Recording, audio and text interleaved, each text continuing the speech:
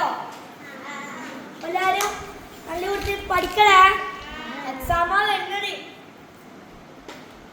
നല്ല കുറിച്ച് പഠിച്ചോണം.